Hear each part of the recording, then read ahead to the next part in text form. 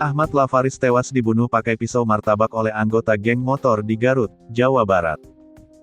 Polisi berhasil menangkap pelaku pembunuhan yang dilakukan anggota geng motor pada Jumat, tanggal 20 Agustus tahun 2021. Pelaku berinisial FF, sebelumnya menusuk Ahmad Lafaris yang telah melakukan penyelesaian masalah antara dua geng motor. Kapolres Garut AKBP Wirdanto Hadicaksono mengungkapkan awal pembunuhan tersebut terjadi. Kejadian awalnya itu adanya kelompok geng motor yaitu GBR dan Munraker, itu awalnya terjadi kesalahpahaman karena perselisihan konflik sedikit.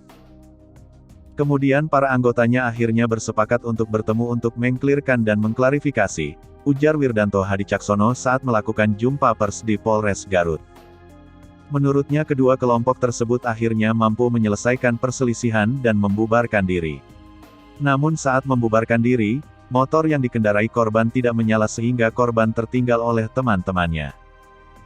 Pelaku FF ini dari kelompok geng motor Munraker melihat korban tidak bisa menghidupkan motornya pada saat membubarkan diri, ungkapnya. Melihat korban seorang diri yang sedang kesulitan menghidupkan motornya, pelaku langsung menghampiri korban dan langsung menusuknya.